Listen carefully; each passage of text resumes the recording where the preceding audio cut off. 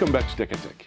It's easy to take the internet for granted until it slows down, breaks, or comes under fire. That's when Cloudflare steps in, not just patching problems, but quietly rebuilding the foundation of how the internet works. At a time where data, security, and regulation are moving faster than anyone can keep up with, Cloudflare's mission to help build a better internet feels less like a slogan and more like a necessity. To unpack what this means for Europe, I'm joined by Petra Arts, Cloudflare Director for Public Policy for Europe. Welcome, Petra. Thank you, Thomas. Now, Petra, Cloudflare talks about helping to build a better internet.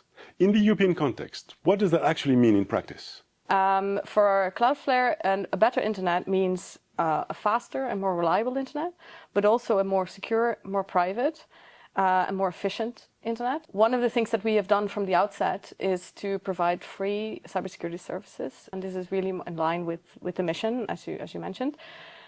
We also take a very privacy-first approach to both our products, but also to kind of applications that we provide for the wider internet. The last and maybe kind of example that I can give from a practical perspective is our projects that we have to support nonprofits. So we started Project Galileo, which is a project that where we work together with civil society partners to provide security services for free to those at-risk groups and those kind of organizations that are frequently under attack. That has been a very successful project, and also a few years later we have developed what is called the Athenian project, which is a similar type of project of providing free services, but then to election entities. So also to help election websites, voter information websites, to help them stay online, stay safe. What have you learned from working on digital resilience across Europe with all these different projects?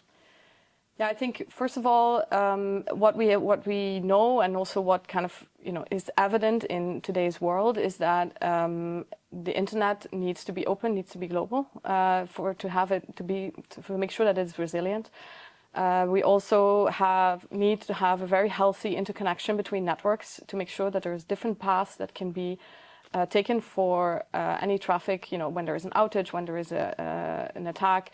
When there is a cable break and things like that, you do need lots of different paths, lots of different connections. So that is the first kind of precondition that I think that we see. Okay. I think the second thing is that we have seen an increase, and also in both in the magnitude and the frequency of DDoS attacks. So attacks to overload websites. So we see that as a big threat. In the coming years, it doesn't go away. Let's say. So that is. I think from the kind of more negative side, from the positive side, I think also a lot of businesses in Europe are adopting to, kind of become more resilient themselves. Yes. I think there is definitely a move towards more multi-cloud, multi-model AI, the kind of strategies that companies and also governments kind of have to avoid lock-in, avoid being dependent on one particular solution. Having a more resilient supply chain and all these kind of things is definitely something that we see happening in Europe and amongst our customers. And I think we think that's great. Okay.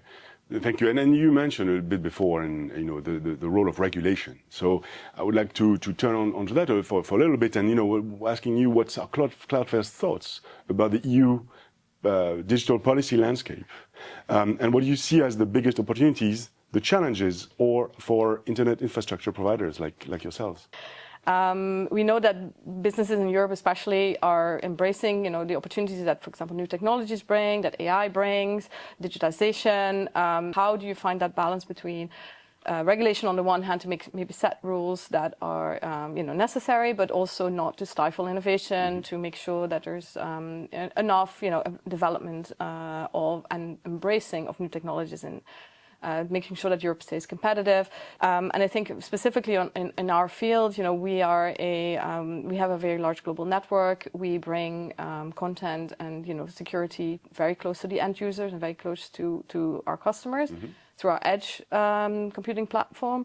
So that is something that we think that the EU should stimulate, rather than trying to kind of intervene too fast in that respect with regulation. So I think that's one.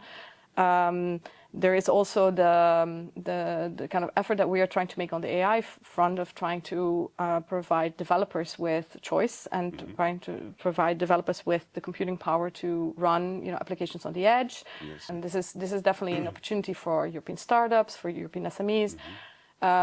Those kind of things, like recognize that the EU would recognize that kind of ability of European businesses to scale with technology that already exists. And embrace that, also from global companies like ours, is really where I think the opportunity is, and also maybe the challenge from the government's perspective, because they will want to probably regulate.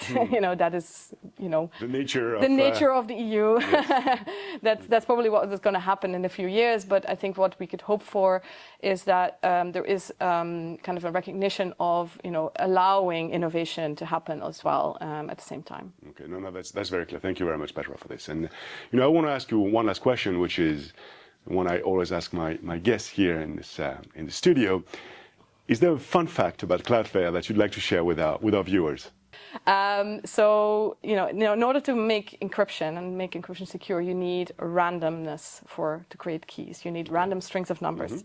So what we have done in our San Francisco office is to build a wall of lava lamps, and there is a camera pointing at it, and it makes pictures at regular intervals of the movement of the lava lamps. That is then generated into a string of numbers that then will generate the encryption keys for a number of our encryption that we use in our network. So wow. Now you know what lava lamps have to do with encryption. Yes, I do. Thank you, Petra, and thank you all for watching. And looking forward to seeing you in the next episode of Tech.